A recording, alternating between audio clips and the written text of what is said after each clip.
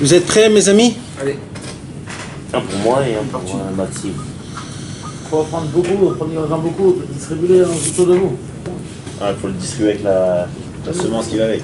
La parole qui va avec. Ouais. Si Dieu veut, ce soir, on va essayer d'attaquer notre sira du Sirot Haran habituel. Le comeback.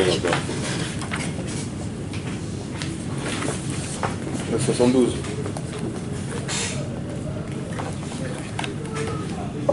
Ouais, numéro 72. 72, c'est bon, c'est un bon chiffre. C'est chesed. Je peux prendre celui-là ou celui-là? Ouais, vas-y. Est-ce que tu... Une question avant que je commence au chiot.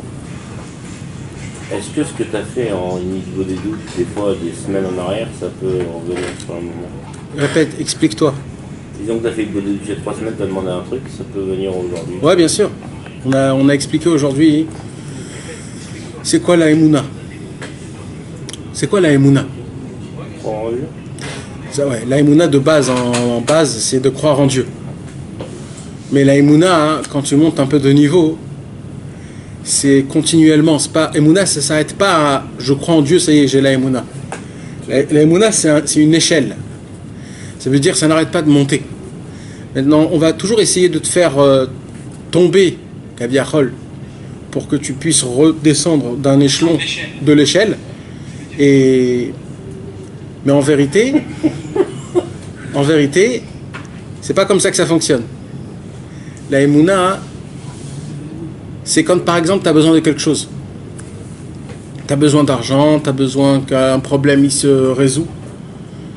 Et tu demandes à Hachem. Alors quand tu demandes à Hachem, alors des fois ça vient pas. Alors qu'est-ce qui se passe quand ça vient pas? Savoir que c'est pas le bon moment. C'est pas le bon moment? T'as une baisse d'Emouna, tu veux T'as une baisse d'Emouna.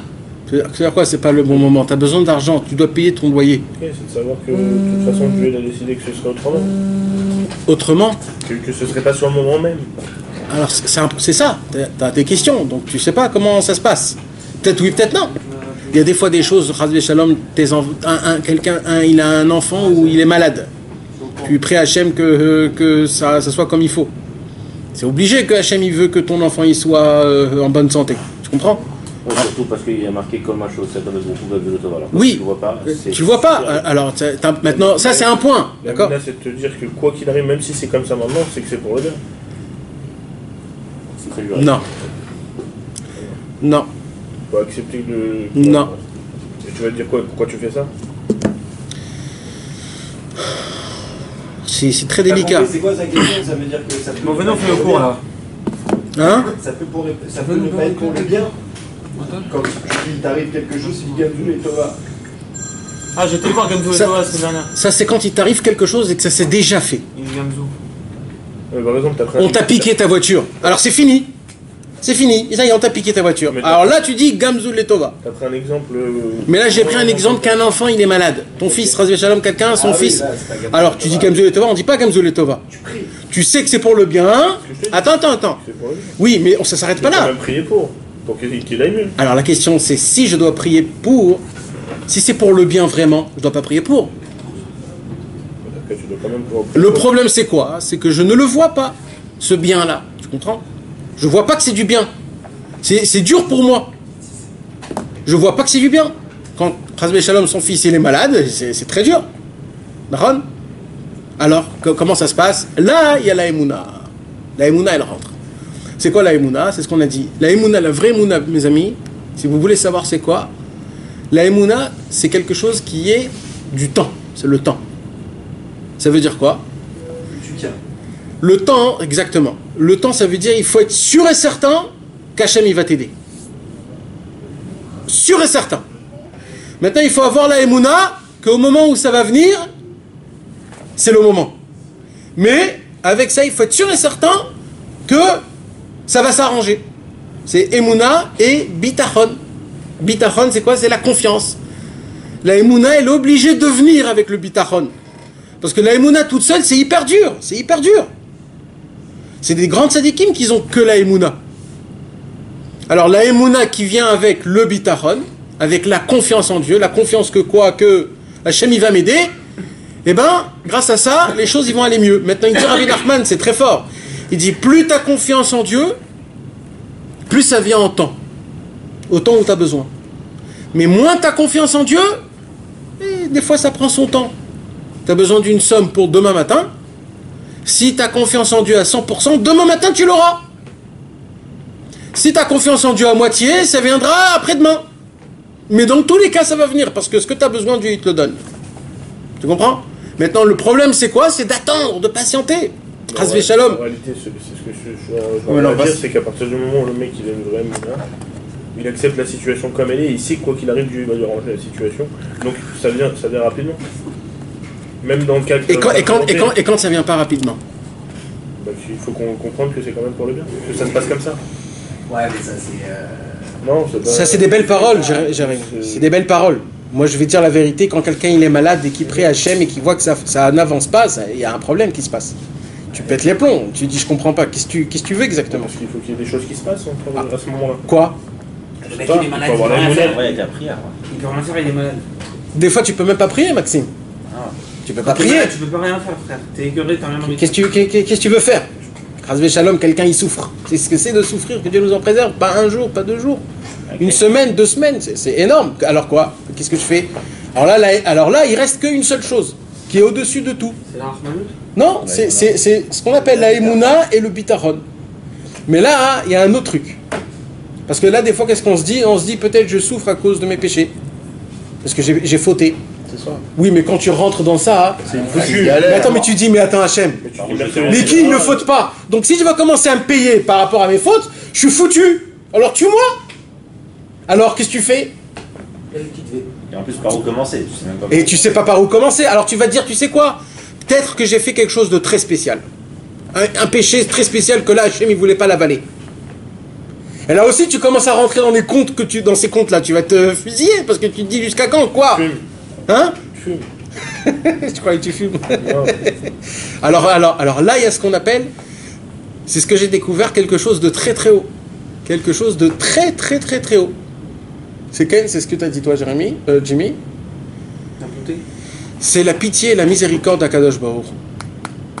Il y a un pasouk, il y a une Torah en entière, que Rabbeinu il parle de ça, c'est une Torah qui fait péter les plombs. Cette Torah-là, elle s'appelle Venatan lecha rachamim verichamcha. Ça veut dire quoi? Il y a Akadosh Baruch Hu, il a une bonté, une pitié, une miséricorde qui est infinie, énorme. Akadosh Baruch Hu, il t'aime, il t'adore, il explose de pitié, de miséricorde envers toi. Mais le problème c'est quoi? C'est que la pitié et la miséricorde de Dieu, c'est pas ta pitié à toi. Ça veut dire quoi? Ça veut dire que quand un enfant, par exemple, il se salit, il se ressalit, son papa il vient, il lui donne une baffe. C'est normal. Ou alors il le gronde, ou alors il lui enlève ses habits. Il lui dit pourquoi tu te salis, pourquoi tu te tâches. Maintenant l'enfant, lui, il est tout gamin, c'est un tout gamin, il sait pas. Alors pour lui, c'est le mal le plus grand au monde. Alors pareil, ça peut m'arriver à moi, que des fois les galères que Hachem il m'envoie à moi, des fois pour moi c'est insupportable, mais pour Hachem c'est une pitié en fait. Parce que comme ce que tu as dit, ce que Hachem il t'envoie c'est une pitié et une miséricorde. Tout ce que Hachem il fait c'est pour le bien. Le problème c'est que je ne le vois pas. Mais la base de la Emouna, c'est de croire que c'est pour le bien, non? Oui, mais pas toujours tu arrives. D'accord, alors c'est que t'as pas la Emouna à ce moment-là. Non, tu as la Emouna. Ça veut pas dire que tu n'as pas la Emouna. Tu as la Emouna, mais c'est insupportable. Jérémy, c'est un... Mais d'accord, mais tu... Non, aujourd'hui j'ai lu dans le Likouté de Philote. J'ai lu dans le Likouté de Philote. Rabbi Nathan dit, Hachem, je sais que tout ce que tu fais sur moi, c'est pour le bien. Je sais que toutes les souffrances que je reçois, c'est pour le bien. Mais je ne peux pas les supporter, il dit Rabbi Nathan. Alors ne m'envoie même pas ça, parce que je ne peux pas les supporter. C'est normal. Mais non, mais c'est normal, tu t'imagines? C'est normal, les plus grands tzadikim au monde, ils souffraient des souffrances. Et ils demandaient à Hachem que je peux pas. Mais les souffrances que Hachem t'envoie, c'est par rapport aux fautes que tu as faites. Ah, où t'étais il y a 5 minutes? Il était pas là. Je t'imagine si Hachem il doit me payer par rapport à mes fautes? Ça veut dire jusqu'à maintenant, t'étais un tzadik. Et depuis hier, t'es devenu un C'est rachat? pour ça qu'il faut travailler sur le fait de lever les consoles. Il y a un niveau quand Ça, tu m'excuseras, c'est un truc de pathos de dire t'as fait une faute alors tu vas te punir. Non, c'est écrit dans la Torah. Non, mais dans le sens où C'est écrit, c'est parce que. C'est écrit dans la Torah. C'est écrit dans la Torah. C'est quelque chose, ça finit jamais. Non, alors non. Parce que t'es bon sauvement. Alors là, il y a Rabbi Nathan, il a dévoilé, Rabbeinu, il a dévoilé quelque chose qui est énorme. C'est quoi? C'est qu'un homme, il doit demander à Hachem, je veux pas que tu aies pitié de moi. Parce que des fois, ta pitié, elle me fait mal. Elle me fait mal, ta pitié. Oh, Jack. Yaakov. Ça va? Ça va? Alors des fois, ta pitié,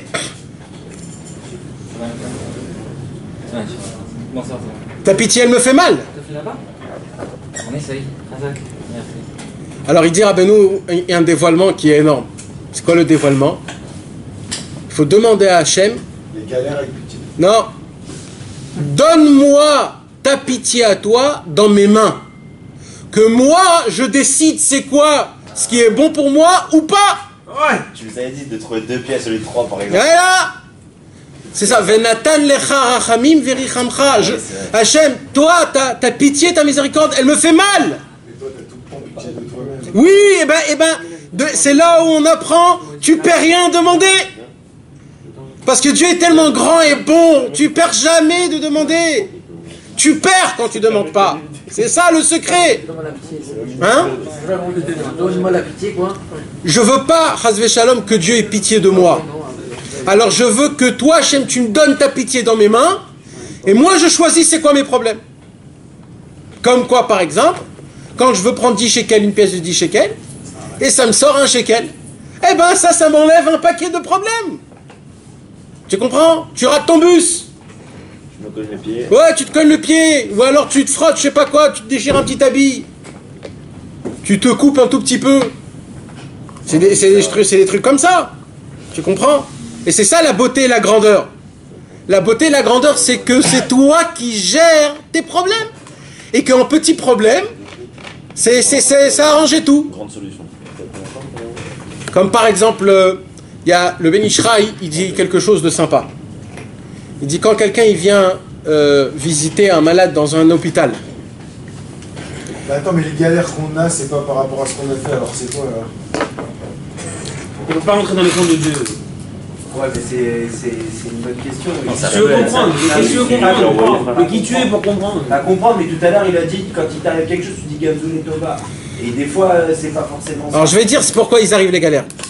Par rapport à tes ancêtres? Non, tu t'imagines, Dan, tout ce que tu dis, t'as raison, c'est des choses qui sont écrites dans la Torah.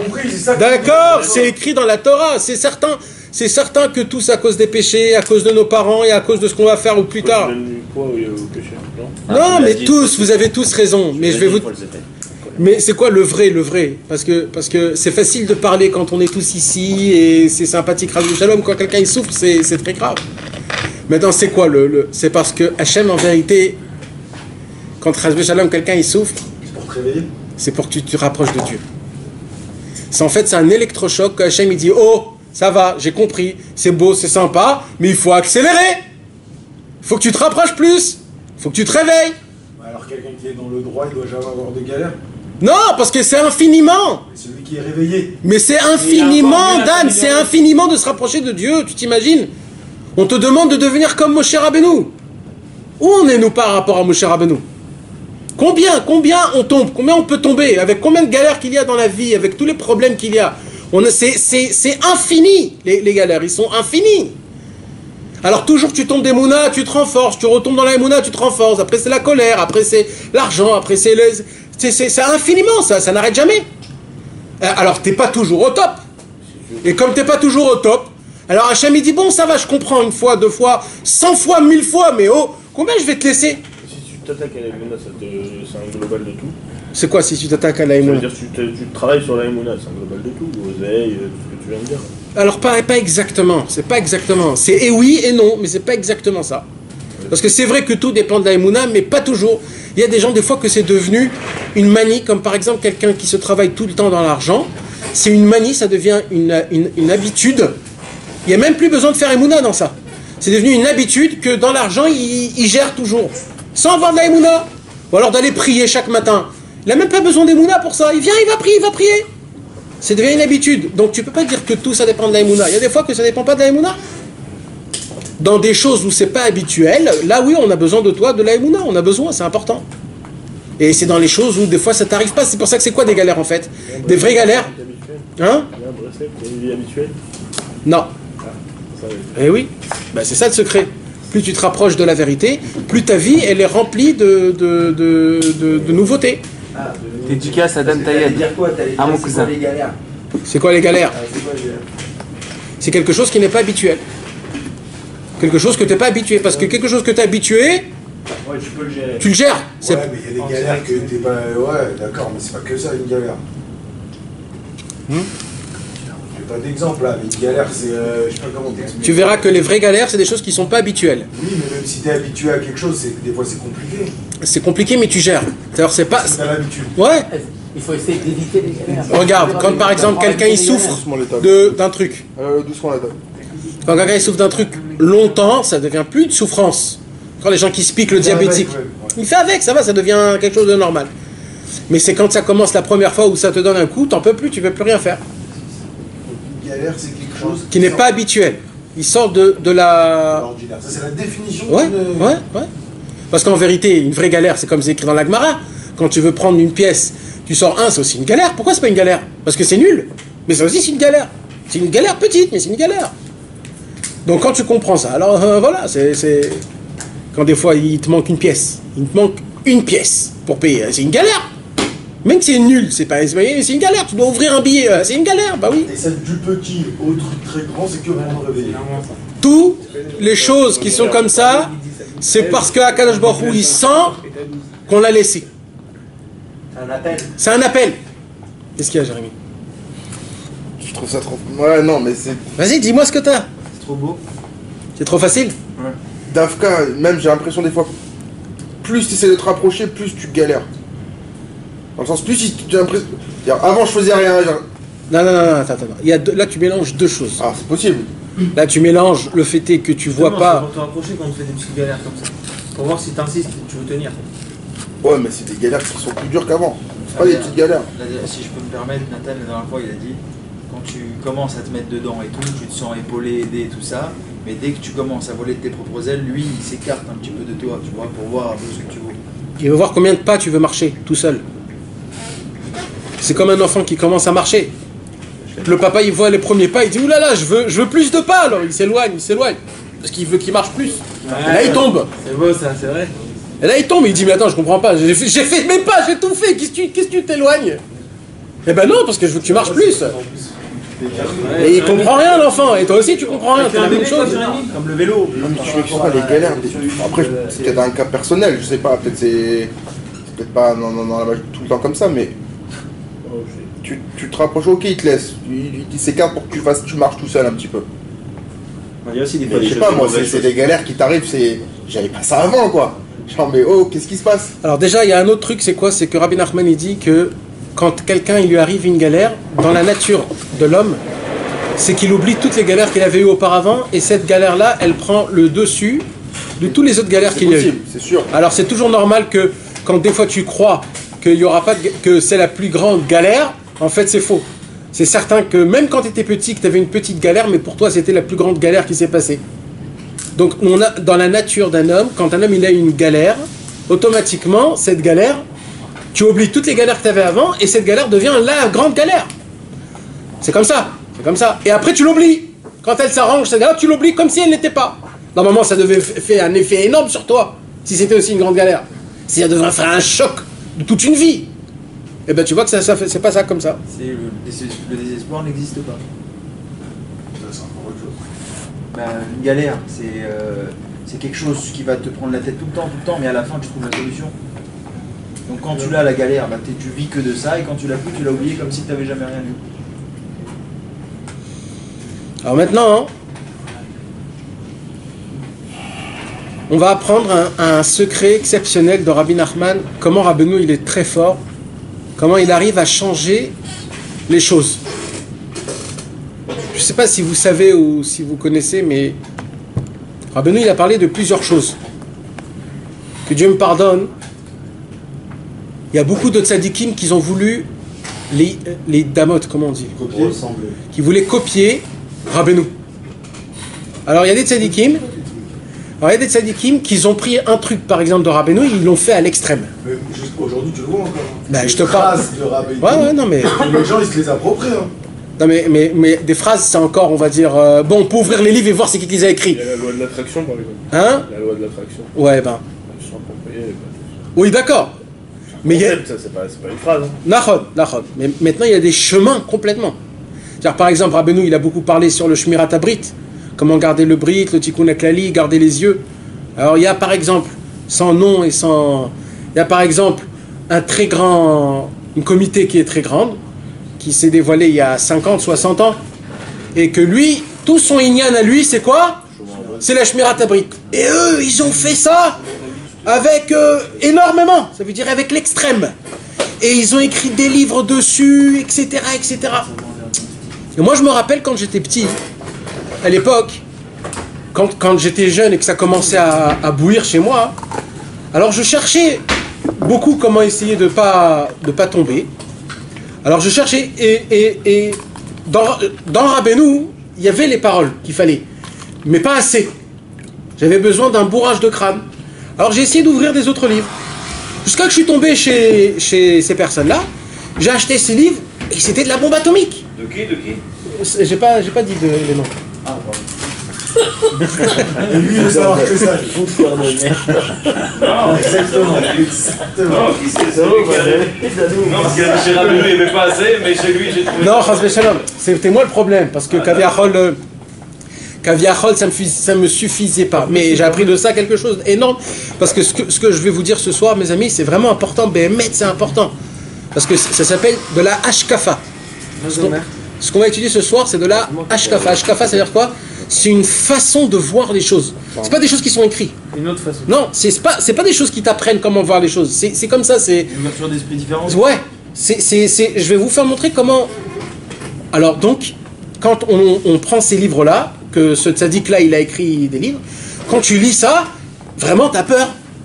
Ça te fait vraiment peur. Et vraiment, tu te gardes mamache. Pourquoi? Parce qu'il est allé à l'extrême, et il a fait de ça un monde, et il a écrit plein de livres dessus. Et comment il marche? Il dit de marcher comme ça, de fermer les yeux, de rien voir et de rien faire. Il faut pas sortir dehors, il faut sortir dehors que quand tu as besoin, et plein de trucs comme ça. Alors quand tu veux te sanctifier, que tu vois ça, tu te dis waouh, je vais prendre ce chemin. Mais toutes les halachot, on aurait pu les rendre à l'extrême comme ça. Ouais, mais la halacha, je te pose la question, la halacha en elle-même, si elle n'est pas allée en extrême, c'est pourquoi? C'est parce que ça doit suffire ça. Oui, mais alors voilà, c'est pareil. Attends. Non, ce que je veux dire, c'est que toutes les Torahs qu'il a écrites, on peut les pousser encore. Oui, bien sûr. Il y a de ne pas faire ça, et comme tu as dit, Oui, la tête baissée. oui. Maintenant, ça veut pas dire que c'est pas bien de marcher la tête baissée, hein, mes amis. Là, je dis pas ce qui est bien, ce qui est pas bien. Je parle pas de ça. Là, je parle juste d'un mouvement. Toi, ce qui t'a énervé, c'est qu'il a pris en fait Rabbeinu, il s'est mis sur son dos à l'eau. Non, pour l'instant, ça va pas énerver, mais bientôt, ça va m'énerver. Là, j'explique ce qui s'est passé quand j'étais jeune. Pourquoi tu dis qu'il a pris Rabbeinu, il en a utilisé? Non, c'est pas lui qui a dit. Tous les tzadikim de toute la... Mais c'est toi. Vas-y. Tout le monde a parlé de Shmirat Habrit. Il n'y a pas... C'est pas déterminé. Si je te dis c'est qui, tu vas comprendre tout de suite de qui je parle. Mais cet homme-là, ce tzaddik-là, c'est un tzaddik. Béhémet, c'était un vrai tzaddik. Il a vraiment pris à l'extrême ça. Je te dis, Béhémet, il a... Non. Ça veut dire c'est un mouvement que aujourd'hui on dit de ne pas ouvrir ces livres-là parce que tu peux péter un plomb par exemple. Si tu es un Baal Tshuva, tu peux péter un plomb. C'est bon pour les Me'acharim, pour... Mais oui, c'est bon pour eux. Voilà, c'est pour ça. Non mais ça veut dire, il faut que tu comprennes de quoi je te parle. D'accord? Ça c'est un point par exemple. Ça c'est un point. Maintenant il y a un deuxième point. Ça c'est le point du Shmirat Habrit. Il y a un deuxième point, c'est quoi? C'est le point de la Torah. D'accord? Rabbeinu il dit dans la Sikha 76 qu'on va étudier bientôt, il explique comment il faut étudier. Alors il y a un mouvement aussi qui n'est pas Breslev, d'accord? Il n'est pas Breslev. Il a pris par exemple cette Sikha, il y a très longtemps, je vous parle il y a 100 ans, et il a fait de ça un monde. C'est-à-dire quoi, étudier comment? D'étudier beaucoup, et ça fait rien si tu comprends pas tôt. L'essentiel c'est de lire beaucoup, de t'enrichir en Torah, d'étudier tout ensemble, pas qu'un seul truc en approfondissant. Attends. Crois-moi, je sais de quoi je parle parce que ça, c'est quelque chose que j'ai bien étudié, bien approfondi. Et etc. Il y en a plein des choses comme ça que les gens ils ont pris parce que Rabbeinu il était tellement fort que dans le peu qu'il a dit, il suffit. Rabbeinu il a dit avec une seule Torah on peut devenir un vrai tzaddik. Donc en vérité il y a de quoi prendre une seule Torah et d'ouvrir un mouvement et finir l'histoire. Tellement Rabbeinu il est grand. Alors attends, j'ai pas commencé là, je vous explique. Et lui s'il aurait voulu que ce soit comme ça, il aurait écrit aussi comme ça. Aussi, d'une certaine façon, aussi. Mais moi ce que je veux vous parler. D'un côté aussi, Rabbeinu dit que c'est à nous de sortir aussi des nouveautés. Torot. Nous aussi, on doit amener des nouvelles Torot dans le monde. Non. Il dit pas ça, Rabbeinu. Il faut que nous-mêmes on amène des enseignements. Non. On peut écrire nous-mêmes des Torot. Oui, non, pas des Torot, des Chidushim. Non, c'est pas pareil du tout. Chidushim, sur quoi? Sur les Torot qu'on écoute de Rabbeinu. Voilà, pas de toi-même. Non, pas de toi-même. C'est une différence énorme. Énorme. C'est des Torot que Rabbeinu nous donne, on peut écrire des Chidushim dessus. Oui. Oh non, eux ils ont pris, ils ont enlevé le mot Rabbi Nachman et après ils ont fait leur salade à eux. T'as compris? Maintenant, presque après c'est... Il y a plein des trucs comme ça, d'accord? Par exemple, alors attends, j'explique encore un autre. Il y a Idbodédout, d'accord? Il y allait dans la forêt faire Idbodédout. Il y a un très grand tzaddik, un vrai grand tzaddik. Bémet, c'est un vrai grand tzaddik. Et à 50 ans, tout son inyan à lui, c'est d'aller faire Idbodédout dans la forêt. Mais qu'est-ce qu'il nous a appris? 2 secondes. Le Rambam, il parle. Non, pas dans la forêt, pas Idbodédout, pas de cette façon. Lui, il a dit plus. Il a dit les femmes, ils doivent y aller dans la forêt, ils doivent faire Idbodédout. Et les enfants aussi, il faut les emmener faire. Il a fait de ça un monde. Il peut, pas 1 heure, peut-être 7 heures de temps. Voilà, il a tout changé, mais c'est qui le concept? C'est Rabbi Nachman, parce que c'est lui qui a dévoilé. Donc ça, c'est un autre mouvement qu'il a fait. Maintenant, quand je regarde ça en gros, où il est le problème? Où est le problème? Puisqu'il m'aide à le faire. Il m'aide. Grâce à ce tzaddik-là, un homme il peut être pur et sain. Oui, non, il y a de l'aide. Il va te dire qu'un Baal Tchouva il dit ça. Ouais, d'accord. Mais ça, au moins ça te frustre. Mais ça devient ton concept à toi après. Hein? Que dans un seul. Oui, mais déjà d'être bien dans un truc, c'est déjà bien. Bon, après ça devient ton concept à toi, tu crois que ça toi. Alors qu'on dit quand tu fais une bodoute, faut toujours dire je fais une bodoute parce que. Il parle pas. Attention, il parle pas rigolo là, il parle des gens, vraiment en phrase il parle pas de. C'est vrai que c'est pas de dire quand je fais une bodoute que tu fais parce que Rabbi Nachman il a dit de faire une bodoute. C'est carte. Après, tant que c'est dans le but de faire. Évidemment, il parle avec son père d'aider ou d'apporter quelque chose. Regarde les taureaux de Rabbi Nachman. C'est pas lui qui les a. Qui viennent de lui. Ça vient de la Torah en elle-même. Tu comprends? Ça vient de la Torah. Oui, mais c'est une vie, ça vient de la racine de la Torah. De la Torah quand même. Bien sûr. Et d'un côté, Ce qui est pas bien, c'est que comme il te la change après l'histoire, il va rendre c'est moi qui a dit que c'est comme ça qu'il faut faire. Ouais, mais ça c'est extérieur, je te parle dans la racine. Je m'en fous, tu sais quoi, si je me sens mieux, où est le problème? Si j'avance. Non, mais en disant. C'est ce qu'il a dit Rabbeinu. Alors je vais te dire. C'est mieux parce qu'il l'a mieux fait. Alors, tu sais ce qu'il dit Rabbeinu? Rabbeinu il a dit, je m'en fous si un homme il fait mieux Birkat Amazon sans qu'il sache que c'est grâce à moi, l'essentiel c'est qu'il fait mieux Birkat Amazon. Ça veut dire quoi? C'est-à-dire si quelqu'un, il va dire Rabbi Nachman a dit, il va pas l'écouter, alors il va dire l'Admour de Gour il a dit comme ça et comme ça, et que ça il va l'écouter, il dit je m'en fous, dites en son nom, l'essentiel c'est qu'il avance. Ça de nous je veux bien, mais un tzaddik qui cache la lumière dans un tzaddik, on fait ça. Alors mes amis, la réponse est dans la sira qu'on va étudier aujourd'hui. Mais on va pas la voir comme ça, parce que pour ça il faut la décortiquer. On est le numéro 72. Mes amis, Rabbeinu il dévoile un secret exceptionnel. Exceptionnel, c'est dur à l'avaler, parce qu'on a tendance à se dire et à se faire un peu du mal dans la Avodat Hashem, parce qu'on croit que tout ce qui est dur, ça fonctionne. Ce qui est facile, ça fonctionne pas, ou alors c'est trop facile. Mais c'est comme ça. C'est comme ça. Et là, Rabbi Nachman va nous apprendre ce qu'on appelle dans la Chassidoute, dans le Baal Shem Tov, Shivrei Luchot. C'est quoi Shivrei Luchot? Le Baal Shem Tov a dit, dans le Haron à Kodesh, là où il y avait les chérubins, il y avait dedans l'étape de la loi parfaite, et il y avait l'étape de la loi cassée. Alors il pose à Baal Shem Tov une question, qu'est-ce que j'ai besoin des brides? Des brides, comme ça? Des débris d'étape de la loi. Il ne faut pas faire trop bien les choses des fois. Ça dépend pas de toi, Dan. Toi, tu dois faire le top du top. Tu dois chercher à faire le top du top, comme c'est écrit dans le livre. Maintenant, le problème, c'est que t'arrives pas. Alors, parce que t'arrives pas, t'es pas bien ou pas? Un peu c'est bien. Attends, t'as pas le droit de faire ça. Tu fais avance rapide. Attends, mais non, mais tu crois que c'est comme ça écrit? Il y a un trésor là, tu veux. Attends, alors. Les œuvres de table, c'est écrit par Dieu. Oui, mais alors, ils sont cassés. C'est comme Dieu, de la main de Dieu. Oui, mais d'accord, mais c'est cassé. Qu'est-ce que j'ai besoin de ça? Alors, ok. Alors voilà, le Baal Shem Tov, T'as pas le droit de répondre toi.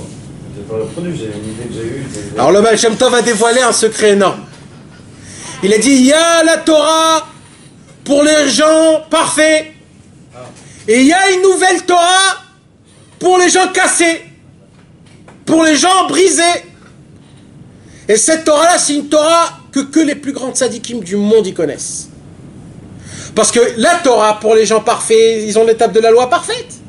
Mais il y a des gens qui sont cassés, ils sont nés bossus. Ils sont nés tapés de la tête. Ils sont nés en France au 9-3. Qu'est-ce que tu veux leur apprendre à eux? De garder les yeux comme ça, de ne pas voir aucune femme, ils vont dire, mais c'est pas écrit dans la Torah, ça. Mais ça, c'est même impossible. Alors, qu'est-ce qu'on fait? Alors Hachem, il a dit, j'ai l'étape de la loi que moi-même, c'est moi qui les a écrits. C'est même pas Moshe. C'est moi-même qui les a écrits. Parce que les deuxièmes tables de la loi, c'est Moshe qui les a écrits. La première, elle est encore plus haute. Parce que la première, c'est la table de la loi que Dieu lui-même a écrit. Et celle-là, elle est cassée pour qui? Pour les gens cassés. Là, Rabbeinu va nous apprendre une Torah de la Torah cassée. Qu'est-ce qui va avoir l'honneur de lire notre Sira 72? Jérém, il est bon. Et l'intonation, la voix haute, tout ce qu'il faut, tout ce qui va avec. Alors, il a déjà été expliqué qu'il ne faut pas prendre à cœur les vanités et les pensées étrangères qui nous troublent durant la prière. Il faut seulement s'appliquer à faire ce qui nous incombe, suivre l'ordre de la prière et de ne pas prêter attention aux perturbations et aux pensées extérieures. Ah, vas-y, explique-nous un petit peu normal. Qu'est-ce qu'on est en train de dire là? Par exemple, tu fais ta Hamida, T'as tout le temps des pensées de... t'as un truc qui te vient dans la tête qui ferait pas partie de la... qui devrait pas arriver maintenant, quoi, tout simplement. C'est concentré. Et ça peut te perturber pendant ta tefila. Ça te perturbe que quoi? Pourquoi ça te perturbe? Parce que tu penses à autre chose au lieu de prier, non? Non, déjà, il faut que ça te perturbe. Parce que nous, ça ne nous perturbe pas, nous. Hein? Si, mais ça te perturbe, toi, quand tu fais... Ça me fait pas l'électrochoc. Ah! Mais ça, je me dis, allô, qu'est-ce qui se passe? Hachem. Faudrait que ça sorte. Là, la pire, il y a écrit pire. Il y a Dafka, il dira Ben. Dafka, justement. Quand tu vas prier, c'est ce moment-là où ils viennent en une armée. Une armée de... C'est très simple. Quand tu veux te rappeler de quelque chose, fais la mida, tu vas te rappeler tout de suite. Si tu dis que ça se passe pas, on dit pas que c'est parce que les travail, c'est les paroles que tu vas dire? Non, viens, on reste. Voilà, d'accord? Alors c'est justement là où tu vas commencer à prier. Maintenant, c'est pas l'afka dans la prière, dans la mida. C'est aussi dans l'idbolédout. Celui qui fait l'idbolédout, il a ce problème-là toujours. Non, mais ça c'est bien quand ça devient l'idbolédout. Toujours. Le problème d'idbolédout, c'est que tu parles, après tu as un autre sujet, après tu reparles, tu reviens, après tu as dit j'ai mal parlé, tu te fais une salade de chaque chouka, jusqu'à que tu dis mais il a rien compris, c'est aurait un mec qui se serait assis à côté de moi, il serait dit il est complètement fou ce mec. Oui, mais ça reste pas c'est pas des mauvaises pensées. Oui, on parle pas de mauvaises pensées. On parle pas de mauvaises pensées. Qu'est-ce qu'il dit là? Pensée étrangère. Pensée étrangère. Pensée étrangère, ça veut dire même si un homme il a un chidouche Torah en plein milieu de sa prière, c'est une pensée étrangère. T'as compris? Pensée étrangère, c'est quand c'est... Ben vadaï. T'es en train de prier, frère. Qu'est-ce que tu penses de Torah? Ah, mais si tu parles à Hachem de ça. Non, ça c'est un autre truc. Moi je te parle quand tu parles à Hachem, il faut que tu as la tête sur les épaules. Ouais. Donc il faut pas que tu aies une pensée étrangère. Qu'est-ce que tu fais quand tu as une pensée étrangère? Et toi, tu non. Toi, tu peux croire que c'est ton idbolédout qui t'amène là. Non. Alors tu sais quoi? Dans la Hamida, d'accord. Ouais, c'est plus simple de... Alors voilà, dans ta prière, d'accord. C'est un autre truc. Exactement. Tu as une pensée étrangère. Il dit Rabbi Nachman, toutes les mauvaises pensées étrangères vont venir en plein milieu de ta prière. D'accord? Et il dit Rabbi Nachman, qu'est-ce qu'il dit? Il ne faut pas se laisser démonter par quoi que ce soit, et surtout ne pas essayer de se remémorer les pensées qui nous sont passées par la tête. Explique-moi. Il y a un remède aussi. Ouais. Non mais attends, là, nous on a une phrase là que toi t'as pas là. Il disait que ceci est bénéfique pour l'homme et sa prière. Ça veut dire quoi? C'est-à-dire que limite c'est bien. Ah, là on commence à rentrer dans le sujet. Ouais, Mais c'est attends, la phrase attends. d'après, ça, là. Alors attends. Alors qu'est-ce qu'il y a écrit? Qu'est-ce qu'il nous dit Rabbeinu? Là, Rabbeinu. Moi je veux te dire quelque chose, Nathan. Celui qui lit la prière dans le Sido, et il lit, et ses lèvres lit, et bouge avec le truc, c'est impossible qu'il ait une pensée. Quoi? Impossible. Impossible. À l'école ils t'apprennent ça, c'est complètement impossible. mon frère. Pour avoir une pensée, c'est ah, sauf si tu comprends pas ce que tu lis. évidemment. Là, ou alors, tu t'écoutes pas. Voilà. Ah, je te parle maintenant, Ah. pas le Sido, tu dis. Ata Kadosh, Shimcha Kadosh, mais l'homme sonne la vitesse. Ça, Si je tu comprends. comprends ce que tu dis, c'est impossible que tu Ah, d'accord, mais on va. Mais... Mais toi, tu comprends. Bah oui, Parce que lui, bah il oui. comprend, c'est comme tu lis une histoire en français, Ouais, tu vas pas c'est penser ce à un que autre je truc. disais. Mais tu t'imagines, des fois on le lit tellement vite qu'on le lit tellement qu'on est habitude, on Par cœur. fait même pas attention. On le lit vite, on le comprend pas. Des fois, tu écris même une histoire en français et c'est pas parce que t'as lu. Oui, mais T'as pas lu l'histoire. Ta tête elle était quelque part d'autre. Ah là, c'est exactement ça. Tu peux dissocier ta tête. C'est vrai que c'est plus. C'est une ségoula pour se concentrer, c'est vrai. Ça oui. Mais c'est pas toujours comme ça. Hein. Maintenant, Rabbeinu, il Faut pas te se donne laisser démonter un par problème. quoi que ce soit. Et qu'est-ce qu'il dit Rabbeinu à ce problème? Il faut pas se laisser démonter par quoi que ce soit et surtout ne pas essayer de se remémorer les pensées qui nous sont passées par la tête. Explique-moi. Alors, il faut pas y prêter attention, genre faut pas se dire ah mince je suis en train de penser à autre chose. Non, mais ça, pour- Non, t'as raté l'essentiel. Faut sortir de ça, non? Non, qu'est-ce qu'il dit Rabbeinu? Et ne pas essayer de se remémorer les pensées qui nous sont Avant passées par- ça, C'est ça, il ne faut pas se laisser démonter par quoi que ce soit. ça veut dire? C'est-à-dire que quand t'as une pensée, tu dois pas te dire. faut pas que ça t'atteigne. Faut pas que faut pas que tu dises ah merde je suis en train de prier, j'ai une pensée comme ça et ta. Alors, Tu continues. Tu continues. Tu lâches pas. alors Rabbeinu il me dit un problème. Il me parle du problème et il me dit, T'occupes pas. ne t'occupe pas de ce problème. Attends. Pire, il disait que c'est bénéfique. Oui, parce que sinon. Ah, parce que si tu vas rentrer dans de la réflexion avec Oui, ce problème, tu vas pas en sortir. Oui, mais on parle de ce problème. Alors, c'est pas qu'on parle de plusieurs choses. La Rabbeinu te dit en grand le problème. C'est quoi le problème? Pensée étrangère. Et il te dit maintenant, pensée étrangère, ne t'occupe pas. C'est ça ton problème? J'ai un problème. Je pense C'est pas des de pensées étrangères. C'est pas ne t'occupe pas. C'est-à-dire. Ne te laisse pas embrouiller le cerveau dans le sens où. Il dit pas de t'en Ne occupe rentre pas pas. dans le jeu de la pensée. Voilà, ne te laisse pas démonter et n'essaye pas de te remémorer les pensées qui sont passées. C'est-à-dire, ça veut pas dire n'en t'occupe pas. C'est-à-dire. Passe à autre chose, en vrai. C'est ça. Bah, vous voulez que je vous dise, moi, ce qu'il y a écrit dans tous les livres? Même dans le Kitsur Shulchan Aruch, qu'est-ce qu'il y a écrit? Tu t'arrêtes. Il y a écrit tu t'arrêtes jusqu'à que la pensée elle part et tu continues. C'est déjà ce qu'elle a des heures là. Ouais. Ça, c'est énorme, le problème du. Mais vous vous imaginez combien c'est grave? Combien c'est grave De quoi? quand tu as une mauvaise pensée ou une pensée étrangère? Tu dois pas l'avaler tranquille. Là, qu'est-ce qu'il te dit Rabbeinu? C'est comme si tu as mangé un cheveu dans ta soupe. Rabbeinu te dit ne t'occupe pas, avale. Tu vas rien sentir. Mais ça me dégoûte. Il y a un cheveu dans la soupe. Je vais pas le manger. Tu peux pas avaler tant qu'il n'y a pas enlevé le cheveu. Exactement. Et là, en fait, ce que tu es en train de dire, c'est que tu peux pas continuer tant que tu vas pas arrêter de penser à ça. Ouais. Non. Le truc, c'est qu'il vaut mieux en fait avaler le Là, il y a cheveu. marqué dans plusieurs choses que dans plusieurs endroits que normalement il fallait s'arrêter, mais là c'est pas ce qu'on dit. Là, c'est pas ce qu'on dit. Tu te dis rajoute des cheveux. Ah, ok. Non, c'est pas rajoute. Ah, avale. Moi j'ai entendu qu'il faut pas s'arrêter, il faut s'arrêter si c'est de l'idolâtrie, si c'est une pensée d'idolâtre. C'est-à-dire que si c'est notre pensée, tu continues. Eh ben, même pas ça. Alors, viens, on continue. Ce qu'il dit Rabbeinu. Juste un truc que tu m'avais dit, que j'ai appris avec toi, Ouais. c'est que je t'avais parlé de ça déjà une fois et tu m'as dit, quand ça se passe ça, tu dis plusieurs fois Adonai dans ta tête et ça part. Ouais. Ouais, il y a ça aussi. Et ça marche. Hein. Aussi. De quoi? Tu dis quoi? Tu dis plusieurs fois Adonai comme ça, et ça part. Le nom de Dieu. Et ça part direct. Hein. Qu'est-ce qu'il nous reste à nous, les élèves du Rabbi Yitzhak de Berdichov? Le Rabbi Shalom Aleichem. Alors, Rabbeinu dit aussi, tu prends ta pensée, tu le remets comme un cheval qui part de côté, avec tes choses. Ouais. Tu prends, tu le remets dans. Ouais, mais ça veut dire. Il faut être le C'est facile. Savoir conduire le cheval. C'est très dur, je veux dire. T'imagines en autre mot, arrête de penser. Okay. Alors viens, on continue parce que mes amis, là, on rentre dans le sujet là.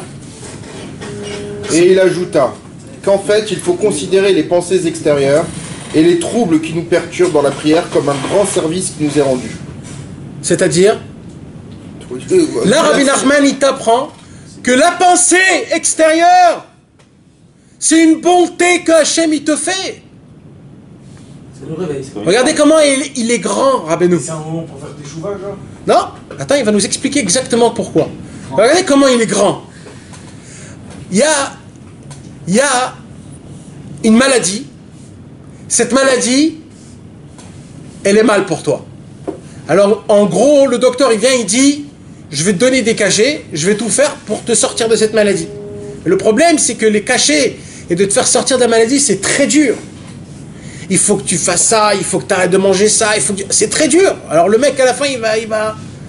Mais c'est que ça, c'est que ça. Maintenant, il y a un docteur qui est beaucoup plus fort que ça. C'est que le docteur, qu'est-ce qu'il fait? Il va dire, je vais prendre un petit peu de ta maladie, je vais te la remettre encore plus chez toi, et là, ton corps, il va créer des anticorps, et tu vas être guéri, comme le rissoun, comment on appelle ça? Le vaccin. Comme le vaccin. C'est-à-dire, tu mets un petit peu de maladie qui n'existe pas, tu les mets dans le corps, en petite quantité, pour que ton corps, il crée des anticorps, et après, la prochaine fois, quand ça viendra, il va les démonter. Mes amis, viens, on continue, après on revient sur ce qu'on a dit. Donc, il ajouta qu'en fait, il faut considérer les pensées extérieures et les troubles qui nous perturbent dans la prière comme un grand service qui nous est rendu. Car sans cela, notre prière serait certes faite dans les règles de l'art, mais nous ne serions pas en mesure de supporter les réquisitoires qui pèsent sur une prière faite comme il se doit. Alors, ce qu'il faut que vous sachiez déjà, c'est quelque chose comme ça. C'est bon. Ouais. Je suis d'accord, c'est beaucoup mieux. Enfin, pour nous en tout cas. Ouais, parce que là, c'est... Comme... Non, il le refait. Regarde, ouais. Franchement, c'est plus explicite. C'est le Keren, c'est le Keren. Donc il disait que ceci est bénéfique pour l'homme et sa prière, lorsque des pensées viennent le troubler au moment de sa prière. En effet, lorsqu'un homme prie devant Dieu, plusieurs anges accusateurs se lèvent pour accuser cet homme du fait qu'il ne prie pas correctement. Ah, donc là, on parle que de la prière qu'il a fait pas correctement. À cause des pensées. Il n'arrive pas à prier à cause des pensées. Oui, ils viennent accuser. Oui, mais si t'arrivais à... Écoutez. Qu'est-ce qui se passe? Non, mais là, Voilà. Alors, c'est quoi qui se passe si je mets là un diamant, là? Qu'est-ce qui se passe? Un diamant 100 carats. Je vous parle et vous pouvez pas regarder ni entendre, d'accord? La première pensée, c'est comment je la prends dans ma poche. Quand il monte une prière dans le ciel qui est pure de mauvaises pensées, dans le ciel, il y a énormément d'accusateurs qui vont venir et qui vont attraper cette prière. Pourquoi? Parce qu'elle est pure, elle est belle. Alors vite, ils la veulent pour eux. Par contre, quand une prière, elle monte, elle est un petit peu sale, elle a des défauts, les anges accusateurs, ils voient une prière comme ça qui monte, ils disent ah, elle pue, elle est naze, elle n'est pas trop comme il faut, alors ils la laissent monter. Tu comprends? Alors il dit, d'un côté c'est bénéfique, la pensée, pourquoi? Parce que grâce à cette pensée, en fait, ta prière elle va monter plus haut, sans problème. C'est ça, bien, je lis la phrase que tu es en train de dire. Exactement. Alors Nathan, bien je lis ce que tu es en train de dire. Alors, écoute Tan, pourquoi? C'est comme si tu me dis, dans ma famille, quelqu'un il vient m'amener un présent, un cadeau, mais ma femme elle voit qu'il est beau, alors elle le garde pour elle. Quel rapport? Ça n'existe pas. Alors, dis pas ta femme, dis parce que ta femme... Non, parce que c'est important. Par contre, un copain, toi, qui est chez toi à la maison, qui va voir ce présent, ça se peut qu'il va te le voler. Ça n'existe pas. Si. Oui, mais un ange... Ah non, des anges accusateurs. Les anges accusateurs, c'est quoi? C'est des péchés que toi, tu as fait. Toi-même, tu as fait. Tu as créé un ange qui est comme ça. Il dit, ça se peut pas que ce mec fait une prière aussi grande. Je la prends tout de suite. Elle m'appartient. Et oui. Ils ont le droit d'intercepter des prières pour Dieu. Oui. C'est ça qui me choque. Ah, l'ange accusateur, il a le droit. Mais il a le droit, il est fait pourquoi un ange? Un ange, il est fait. En fait, c'est quoi des anges en haut? Pour se protéger, non? Non, non, ça c'est des bons anges. Les anges accusateurs, alors c'est comme des policiers méchants. Ouais, c'est eux qui m'accusent. Alors un policier méchant, il va t'embêter. Et il a le droit de t'embêter, pourquoi? Parce que lui-même, il a été créé par qui? Pour toi. Par ton péché. Alors il va dire, non, je comprends pas. Hier, tu étais dans une boîte, tu regardais une meuf, et là, tu es en train de faire un super beau, une prière. Mais tu oses par quoi? Mais qui tu es? Mais tout de suite, je vais la prendre, je vais pas la laisser chez Hachem. Il fait quoi, lui, avec? Il la garde pour lui. Mais le jour du jugement, t'accusé. Pour le jour du jugement, t'accusé, à ramener tout dans ton tic. C'est une des raisons qu'on fait René Mekashem. Une des raisons qu'on fait René c'est une des raisons qu'on fait Maïm Acharonim avant le Birkat Amazon. On fait pas le. C'est quoi pour donner un peu à manger au Espède. Et on fait pas de espède. Ah, c'est ça? À l'enterrement. Pour pas qu'on dit des paroles qui sont assez hautes et que les anges accusateurs ils disent ouh, c'est comme ça qu'il parle de lui. Viens, on voit vraiment s'il est comme ça. Mais pourquoi Maïm Acharonim? Maïm Acharonim, quand tu manges, comme c'est quelque chose qui est complètement matériel, le manger, alors facilement tu tombes dans le matériel. Alors, pour que l'autre côté ne puisse pas puiser autant, tu fais Maïm Acharonim et tu dis, si vous voulez manger, mangez de cette petite eau. C'est pour ça que l'eau qu'on fait de Maïm Acharonim, elle est très sale. Il ne faut pas la faire, il faut la jeter. Il faut... Tu la bois, c'est contre la tava du manger. Tu tues quelqu'un, tu lui mets cette eau dans la... C'est pas contre la tava, mais c'est pour pas qu'ils puisent dessus, les mauvais. C'est pareil, la raison pour laquelle il y a plein de... Les caparottes à Yom Kippour, c'est pareil. Que moi, s'il doit se passer quelque chose de mal chez moi, que ça soit le poulet qui... Tu veux boire l'eau du Maïm Acharonim? C'est dangereux. Alors quoi, on appelle quelqu'un qui ne fait pas Maïm Acharonim, ils peuvent venir ici. Ils peuvent, c'est pas qu'ils peuvent, ils viennent. Voler quoi, la bouchette de... Qui suit Adam. C'est comme chez Nathan aussi sur le. Mais qu'est-ce qu'il faut avec cette prière-là Il faut dire nos fautes à Dieu, comme ça dans la prière. C'est écrit dans le jugé. Mais ils ont pas dit.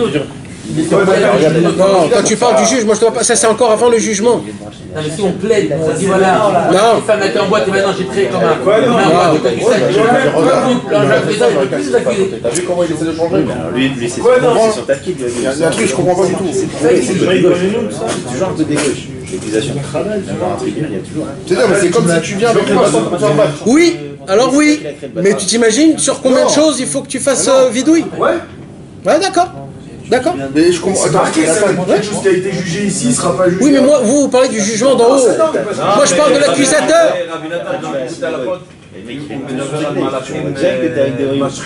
Ouais. Ok. On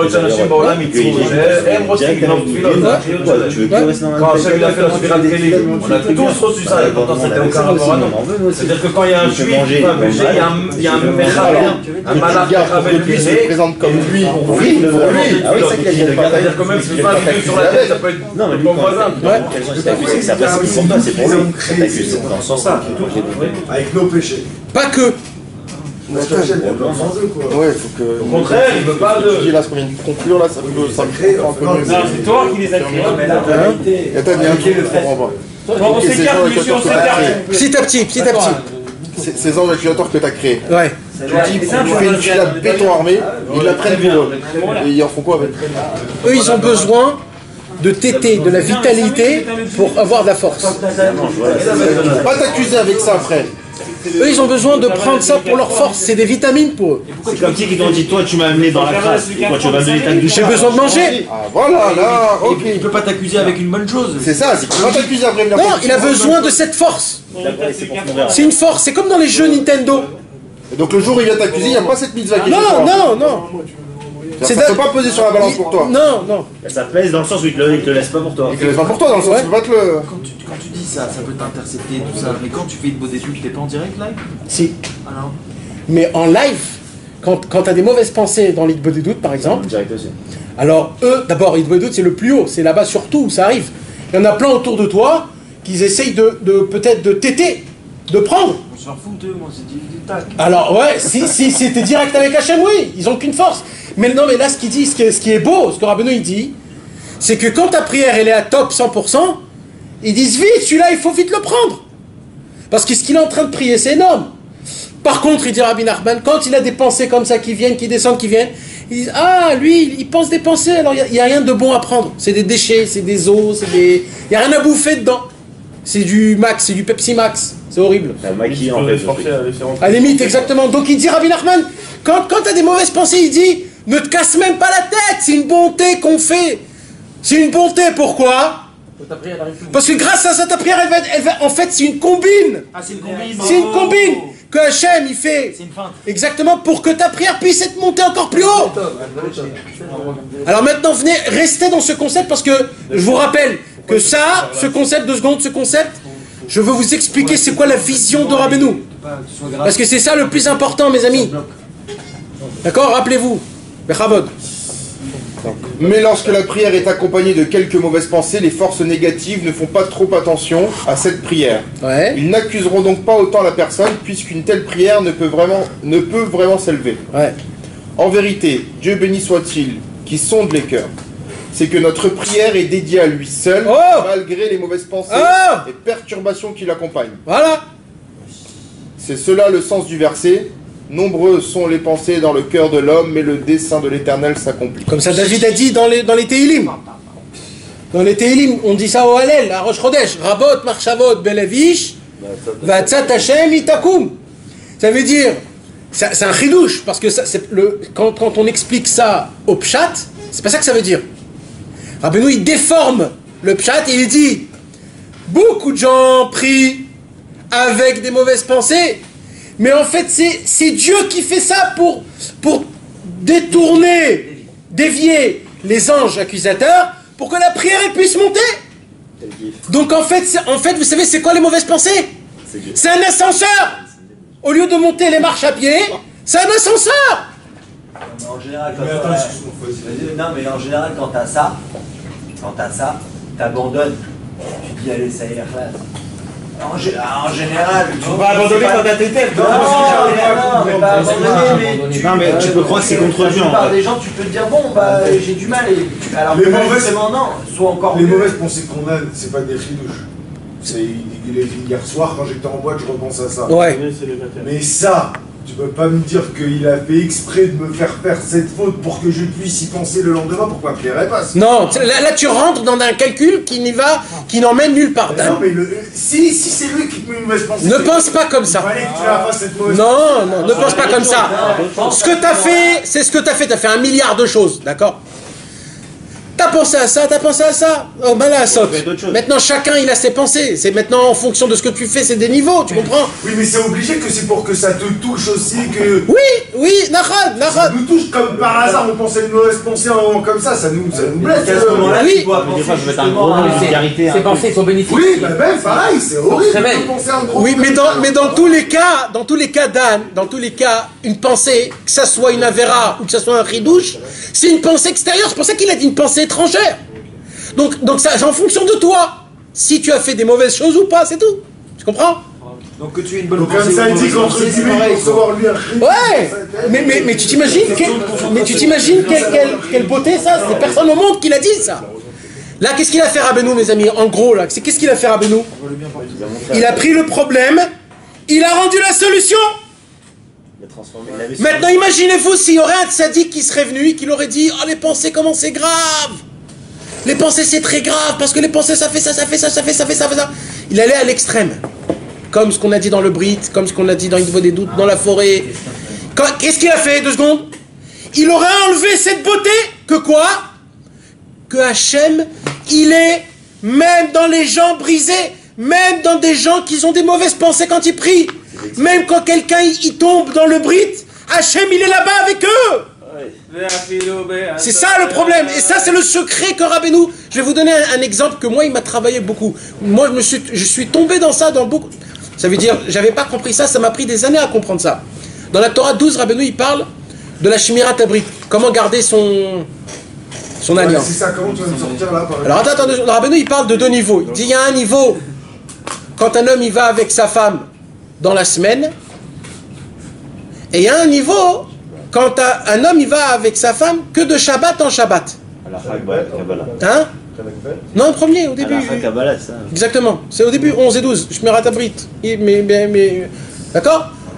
Alors, moi, qu'est-ce que je croyais? Qu'est-ce que je comprends de là? que c'est quoi le plus grand Shmirat Abrit? C'est Shabbat en Shabbat. C'est de Shabbat en Shabbat. Shabbat Hayom. Moi, ça m'a pris des années, comme ça je savais. Jusqu'à que j'ai ouvert le bureau à l'Ikoutim, Rabbi Avraham ben Rabbi Nachman, et là-bas il déduit un mot exceptionnel. Il dit Shmirat Abrit, c'est quoi? C'est les deux ensemble. C'est pas que de Shabbat en Shabbat.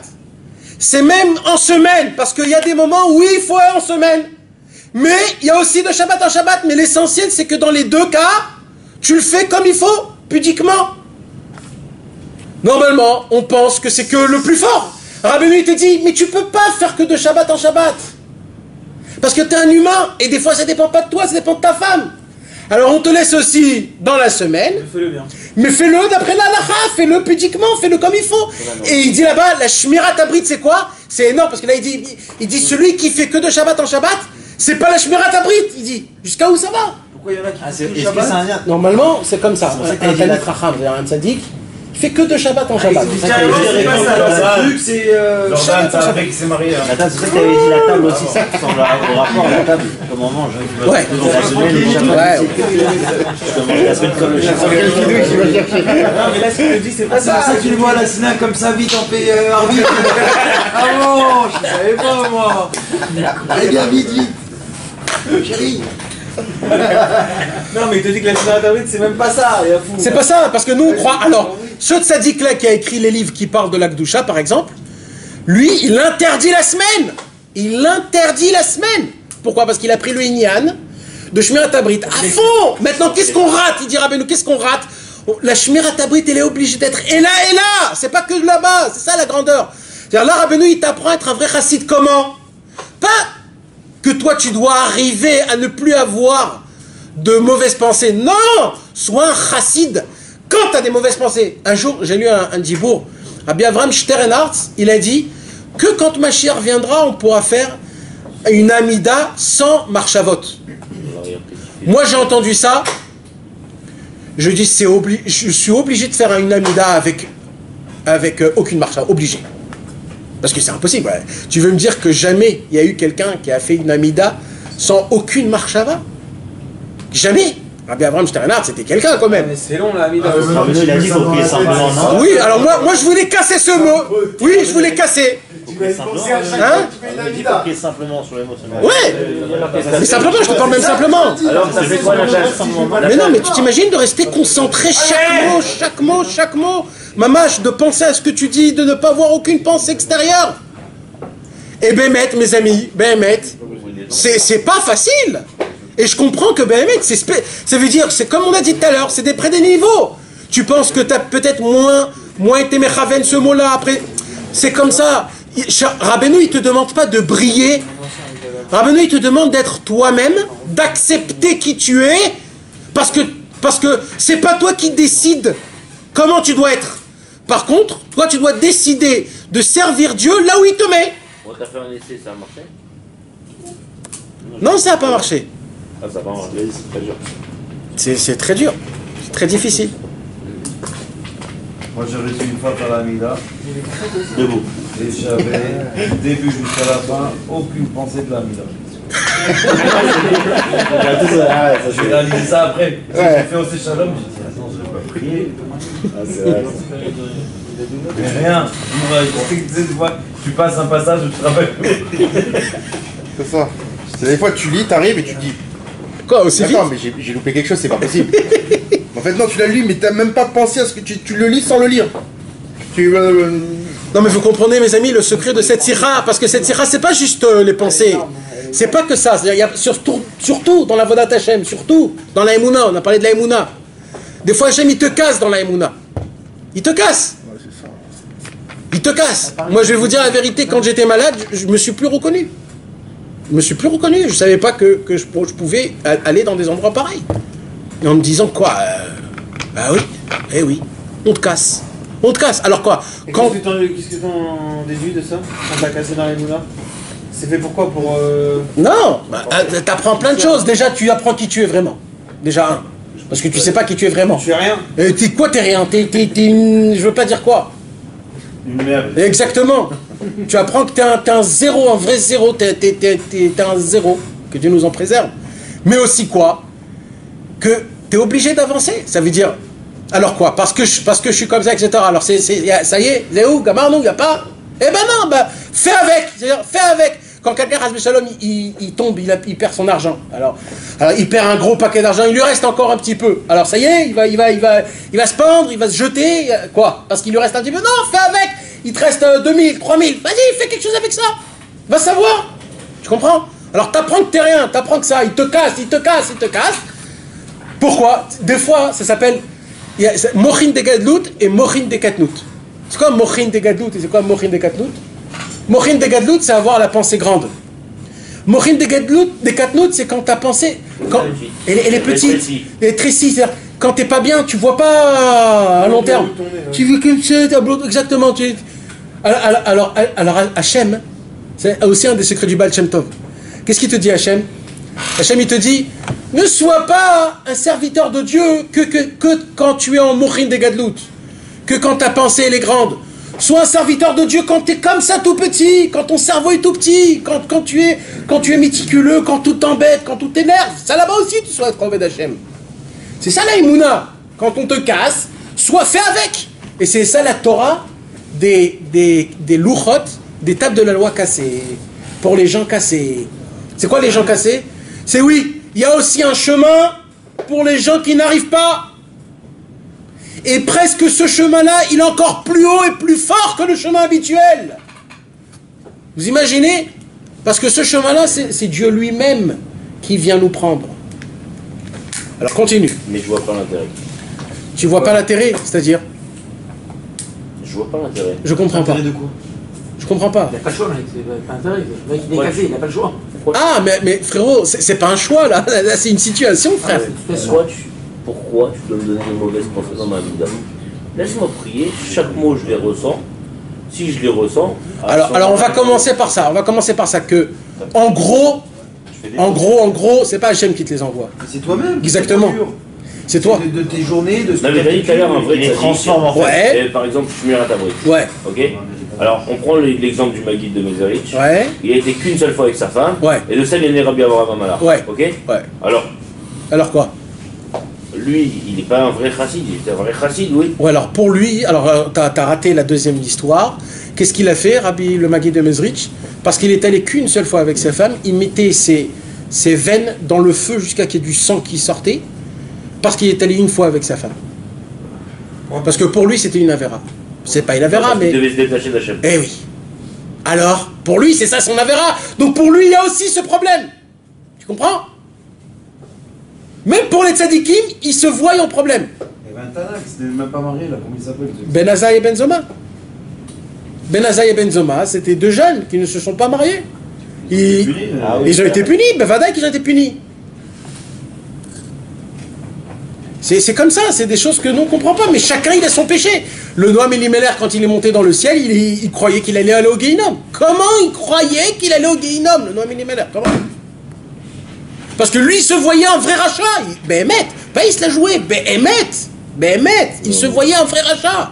Mais c'est peut-être... C'est Rabbi Nathan quand il prie. Oui, ça aussi. Oui, Nahon. Rabbi Nathan quand il prie. Exactement. Et tout cela. Et encore Rabbi Nathan il parle dans les films. Mais oui, c'est chacun son niveau. Qui? Le Noam Elimelech, il voit un rachat qui se prononce. Alors voilà, c'est pour ça chacun il a son niveau. Donc il est même à moitié réservé. Un demi à pleurer. De quoi? Réservé. Il a dit pourquoi tu pleures? On a un compte chargé là. Alors, il a dit Donne ton portable, on change. comment je vais faire arbitre si j'ai déjà 40 avant que ça t'empêcher? Comment je veux dire, je vais reprendre mes affaires avant. Ah ouais. Normal. Alors il dit on vient de sortir des Kippour. Ouais. Il a dit entre l'arbitre, entre l'année là et Kippour, je suis passé déjà sur 400 choses ou 40 choses. Quelle chose il est passé? Exactement. Quelle chose on a passé? Même nous, enfin même toi.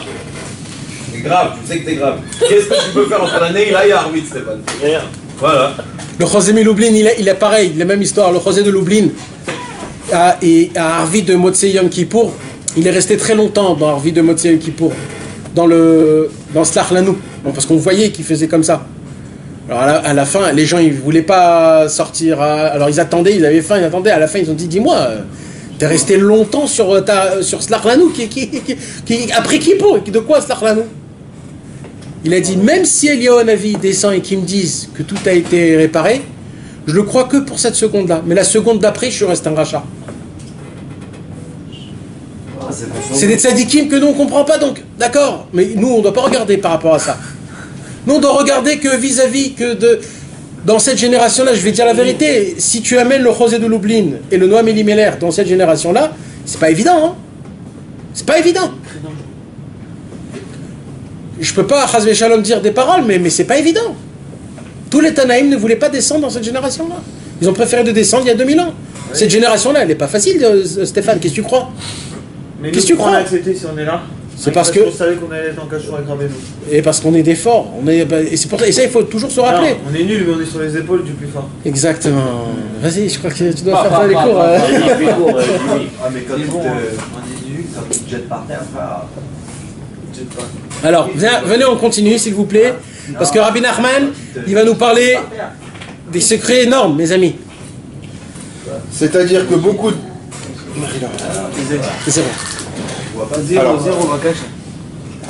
C'est-à-dire que beaucoup de pensées viennent dans le cœur de l'homme au moment de sa prière pour le troubler.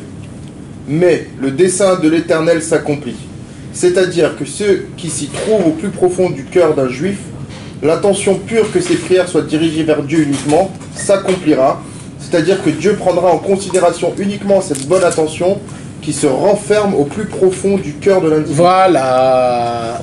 Mes amis, tout se tient dans la pensée. La bonté d'Hachem. Non, la pensée intérieure que tu gardes dans ton cœur.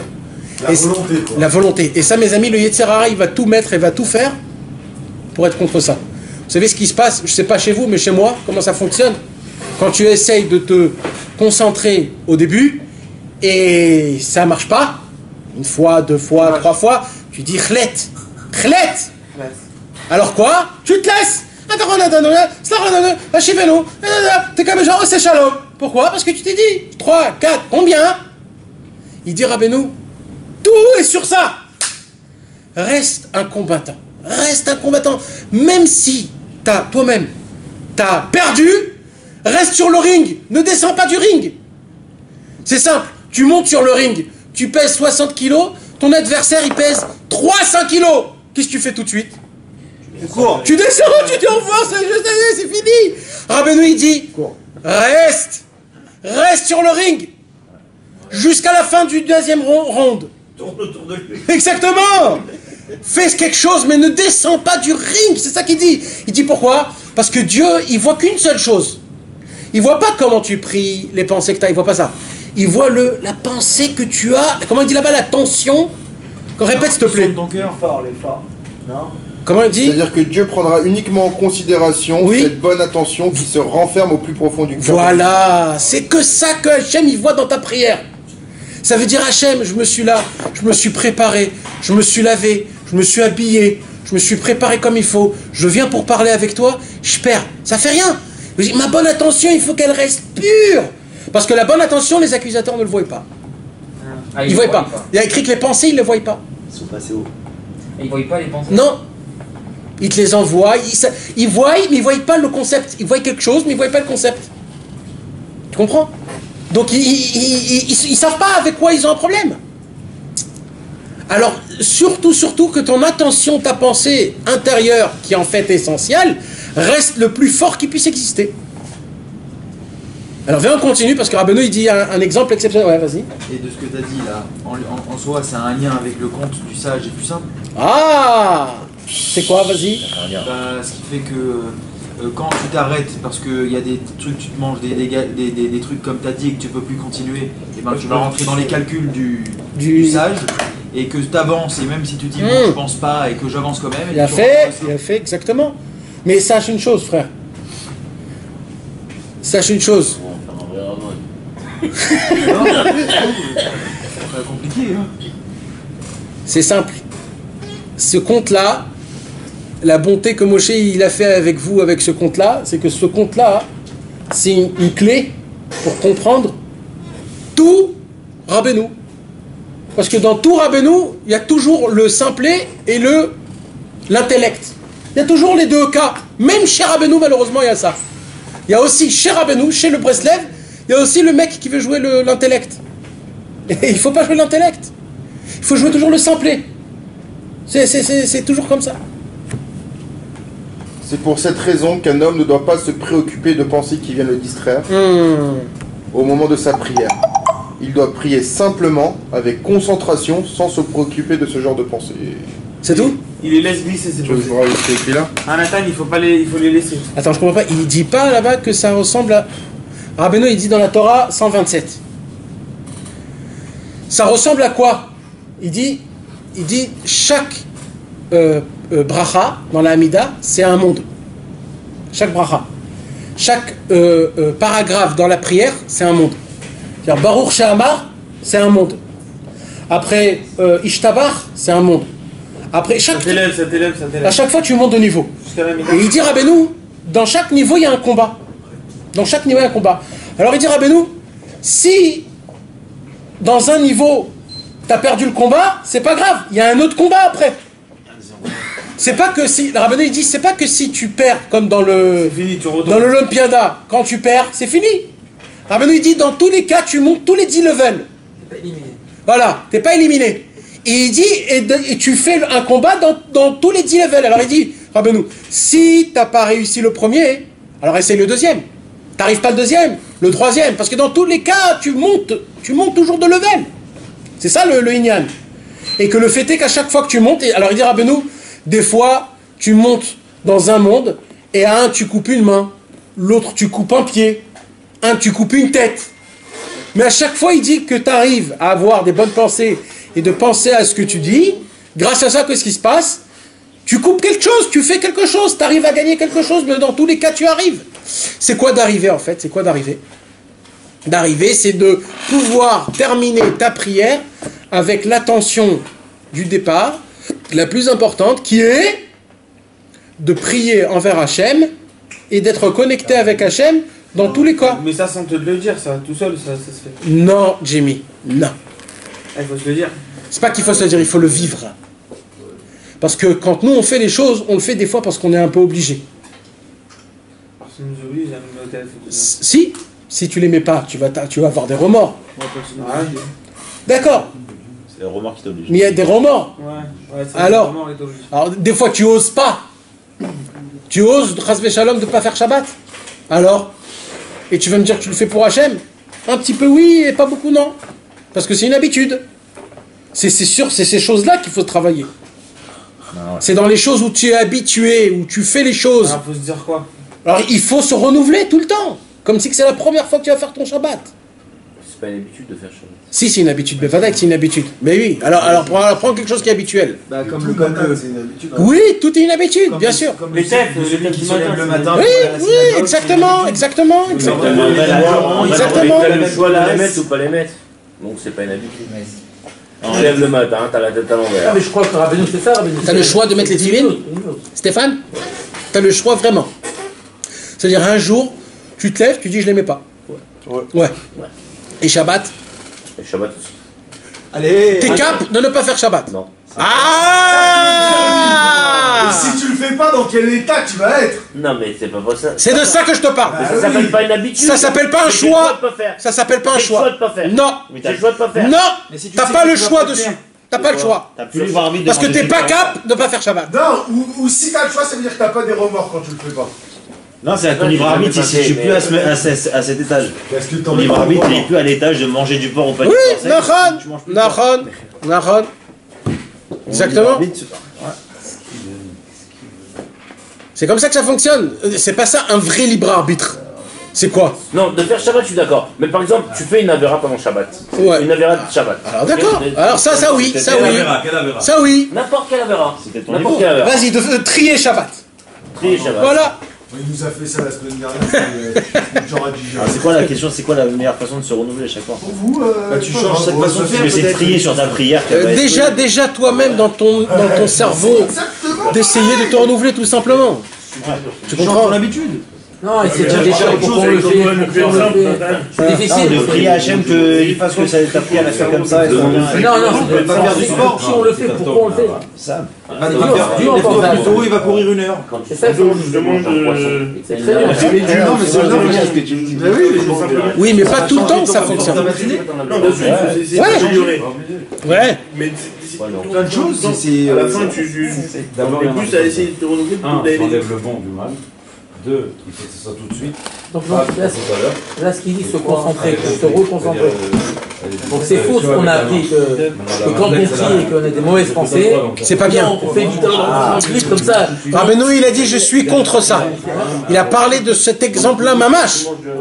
Il a dit je suis contre les personnes qui disent que quand il vaut mieux prier vite pour ne pas avoir de mauvaises pensées. Rabbeinu, il dit non. Parce qu'après, tout après, elle a une seule pensée. Par contre, quand tu pries lentement, tu auras plein de mauvaises pensées, mais entre. Non. C'est écrit comme ça, je ne me rappelle plus où, mais c'est écrit comme ça. Et c'est vrai qu'on dit. Non. Moi j'ai un problème à cause de ça. Non, ça c'est un courant qui dit ça. C'est un courant. Il dit faut lire le Shulchan Aruch. Sauf 2-3 petits trucs qu'il a achetés. J'ai arrêté. Non, dans le Shulchan Aruch il y a écrit quand tu as une mauvaise pensée, tu t'arrêtes. Tu t'arrêtes jusqu'à quelle part et tu continues. J'ai un problème. Aujourd'hui je suis né, je commence à servir. Il faut le vivre. Mais c'est pas bien déjà. C'est pour ça que les Breslev ils faisaient toujours un truc de nouveau. Un truc à chaque fois de nouveau, quelque chose de nouveau.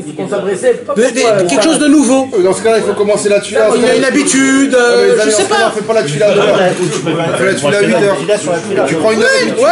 Voilà, il a raison, c'est une question. Tu vas dans une tina, tu vas tu vas à 8h, dans notre tuila. À 9h, tu peux pas non plus traîner 1h30. Dans le même du schéma, t'as plein de choses. Qui explose le vivant de la personne. Qui explose dans le monde au vivant de la personne, c'est que c'est pas top. J'ai pas compris. Et si tu commences à 10h, par exemple, tu avais expliqué pour le Shulchan Aruch qu'il y avait eu 2 personnes qui l'avaient eu écrit en même temps le même, etc. Et que après ça, ils avaient dit que c'était vrai parce qu'il y avait eu 2 fois. Mais tu avais dit que un livre qui sort comme ça, ça veut dire qu'il sort vers le monde, qui explose. Par exemple, ce livre, voilà, il a explosé du vivant de la personne qui l'a écrit. Tu avais dit que c'était pas top. Tu te rappelles de ça? Si tu fais tout simplement une bonne Je vous avais parlé d'une réunion comme ça sur les livres. Comment savoir quel était le remède de l'huile? Parce que j'ai quelqu'un qui m'a posé la question par rapport au Tania. C'est quoi la question? Quand je lui ai venu à parler de ça, il m'a dit mais si tu prends le Tania, alors ça remet en cause le fait que le Tania ce soit le remède. Pourquoi? Le but c'est que tu te sens bien, tu te sens bien avec ta prière. Pourquoi? Ça n'a pas fait une explosion le Tania quand il est sorti? Quand tu fais la prière, C'est ce que je l'ai expliqué. tu veux le maître Je du lui ai dit monde. ça a fait après. Après, Tu vas le maître du monde. c'est pas sur le moment même. Que c'est lui Pas du tout. ton sauveur, c'est que c'est lui le maître du monde. Ça a pris du temps jusqu'à que ça rentre, jusqu'à qu'il ça. La prière, comme ça. C'est comme ça pour tous les livres. Normalement, C'est lui qui explose le vivant de la personne. c'est pas un bon signe.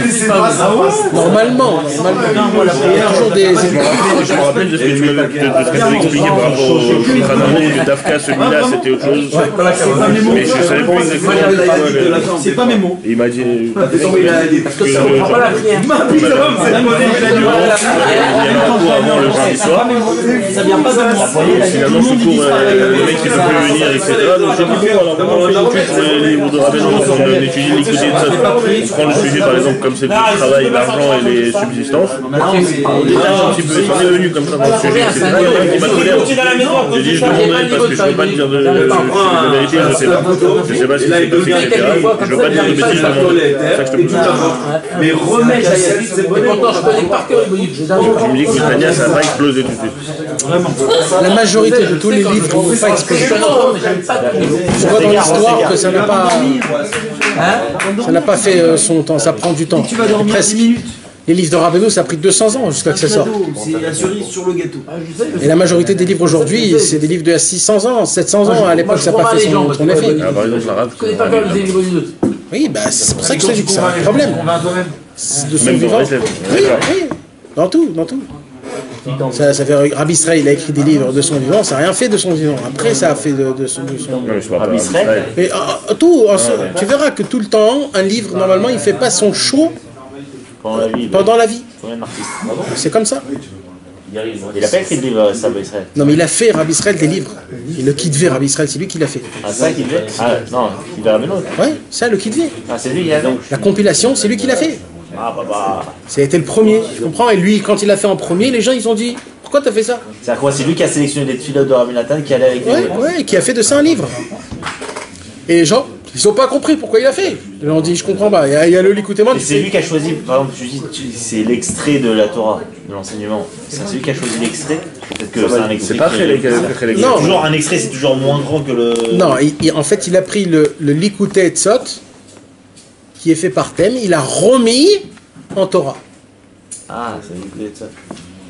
Il a remis en Torah. C'est-à-dire quand tu vas l'écouter Moran, quand tu étudies, c'est à l'écouter Moran 17. Oui. C'est-à-dire, prends par exemple l'écouter Moran 1 en français, d'accord?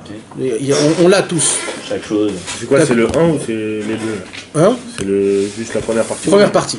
Okay. D'accord. Tu prends le l'écouter Moran. Par exemple, du premier. Tous les frères sont exaucés par. Voilà. Tu verras comment ils sont complètement récapitulés. Mais c'est de quelle récapitulation? Quel abrégé? C'est que ce qui est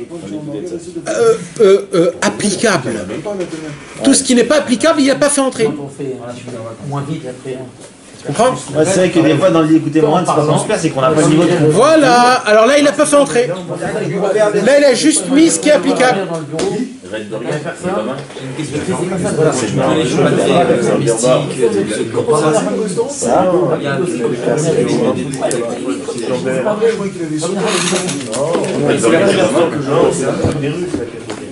C'est vrai qu'il faut essayer de l'étoile filante. Je sais pas si c'est un lien ou quoi que ce soit, je sais pas, ils sont pas bons, ça On dit.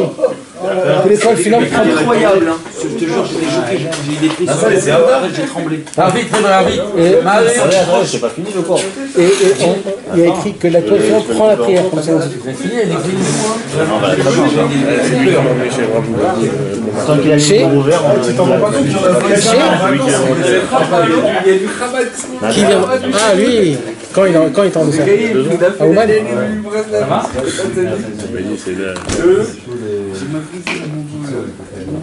On continue, Nathan, on s'arrête pas. Ah, vas-y, continue. On a encore 5 minutes avant de partir. Moshe, il est pas pressé, il est dans du temps. Ouais, je n'ai pas dit ça. Moshe, quand toi tu fais les cours, il n'y a pas de limite de temps. Hein. Tu pousses et on finit à 11h à minuit moins le quart. Et vas-y que ça pousse. Ça pousse. On a fini à 1h30 du matin là. Il a pas fini son petit cahier. On a fini à minuit, à 11h30, presque minuit. 2h30 du matin chez moi, Nathan, on est parti après au midi, on est parti faire une 2h30. Ah d'ailleurs, les mecs, il y a ma femme m'a dit, mais c'est moi qui tu fais la taille de cours ou taille de cours. Il y a un groupe de jeunes dans la forêt, quand vous avez été. Comme je les vois tous les soirs. Les lèvres qui Je travaille dessus. C'est quoi? C'est des Alors, j'ai hurlé ce mardi soir. J'ai hurlé. Des lettres qu'un papa écrit à son fils. Et ces lettres-là. Tu peux le connaître. Qu'est-ce que tu veux que je te dise? Il n'y a pas plus beau et plus haut que ça. Tu vois le lien, un lien qui est simple, parce que c'est un père qui écrit à son fils. Tu vois de quoi il parlait pendant 15 ans. Maintenant, ils s'envoient des lettres, l'autre ils sont séparés. Ils sont séparés. Dans une autre ville, dans des autres villes. Donc tu te dis. C'est que ça qu'ils se disent, parce qu'il n'y a pas d'autres conversations. C'est que ça. Et il y a des problèmes. Et dans tous les problèmes, comment on fait? Comment on sort? Et les questions et les réponses. Et comment il éduque. C'est une vie. C'est une vie. Oh non! Tout ce que j'ai enregistré quand c'est enregistré. Ah oui, c'est normal. Ça, c'était en direct. Il fait ta Sur Facebook. dans le petit cafard. Enfin, je te parle ça sur Facebook. T'as pas en vidéo. Est-ce qu'on est tous sur Facebook? C'est dommage comme ça. Mettez-vous tous sur mon lien. J'ai pas fait le coup. Ce qu'il a? J'ai un faux cachet. C'est pas de mettre J'ai aucun ami, j'ai mis juste les trucs de Dora. Non, Bémet. Moi aussi, mais j'ai plus le crédit. Bémet, on se chauffe nous les mardis soirs. Nathan, Mardi soir, on s'est chauffé, on a fait un petit groupe. On sort d'ici, on fait une petite cigarette en bas. On va au Mahayan à côté là-bas. Petit migvé tranquille entre nous. Et après, il peut du dans la forêt. Et il boit des doutes longues en plus, pas genre 3 minutes, allez, on lui a dit allez, salut, et on fait. Mais longue, tu vois bien, tu vois. Dans le Rachel, dans le Rachel. Les deux dehors, épuisés. Ouais. Eh, ma femme, Nathan, il faut ma femme regarde comme ça, elle fait. Pas bien, sors, on va parler avec Dieu. Ma femme elle était anti-bracelet pendant un moment, j'ai eu une chute, 2 semaines, j'ai pas réussi à sortir là. Impossible. Elle est rabat à fond. Dis-moi, ça te faisait du bien d'aller tous les soirs là-bas. Elle m'a dit vas-y, casse-toi. Non, de base elle était. On va parler avec ta femme. On va chez toi. Ah, c'est. Tu vois les effets de ça va. On peut rouvrir comme pour inaugurer. Alors, attendez, je voudrais faire une... Nachman Meumann, Rabbi Nachman Meumann, Rabbi Nachman.